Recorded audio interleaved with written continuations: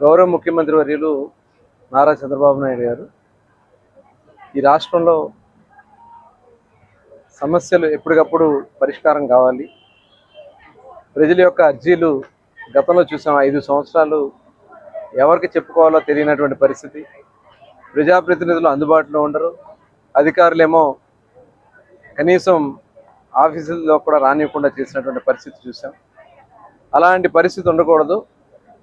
రాష్ట్రంలో ప్రతి ఒక్కరికి కూడా జవాబుదారీగా ఈ ప్రభుత్వం ఉండాలని చెప్పి ముఖ్యమంత్రి గారు ఆలోచన చేసి ప్రతి శుక్రవారం శాసనసభ్యులు వారి వారి నియోజకవర్గాల్లో వారానికి ఒకరోజు ఏదో ఒక రోజు, వీలైతే శుక్రవారమే పెట్టమన్నారు, లేని పక్షంలో ఏదో ఒక రోజు ప్రజా సమస్యలు తెలుసుకునే దానికోసం ఒక గ్రీవెన్స్ని కండక్ట్ చేయడం జరుగుతుంది. అందులో భాగంగా ఈరోజు మన మచిలీపట్నం నియోజకవర్గ తెలుగుదేశం పార్టీ కార్యాలయంలో కూటమి నాయకులందరూ కలిసి ఇక్కడ ఈ గ్రీవెన్స్ పెట్టడం జరిగింది. దాదాపు ఒక 100 మంది వరకు ఈరోజు వాళ్ళు అర్జీల రూపాయలు అందించడం జరిగింది.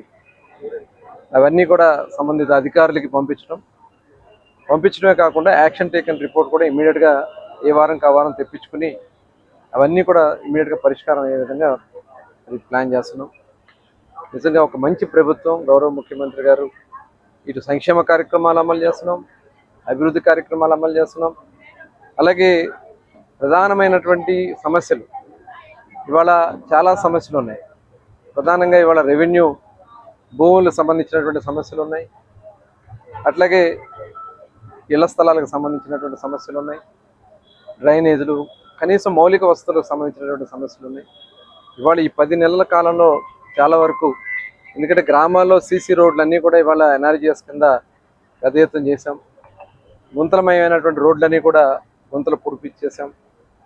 అలాగే కొత్త పెన్షన్లు కూడా ఇవాళ రేపు 12వ తారీఖున దాదాపు 95,000 మందికి కొత్త పెన్షన్లు ఇవ్వబోతున్నాం. ఆల్రెడీ ఇప్పటికే దగ్గర 64 లక్షల పెన్షన్లు ఇస్తున్నాం. రేషన్ కార్డులు మళ్ళీ ఇప్పుడు రేషన్ కార్డులు అన్నీ కూడా కరెక్ట్ చేస్తూ మళ్ళీ రేషన్ కార్డ్స్, అలాగే రేషన్ కూడా గతంలో మరి వ్యాన్లు పెట్టుకుని ఇష్టం వచ్చినట్టు తరలించినటువంటి పరిస్థితి ఉండేది.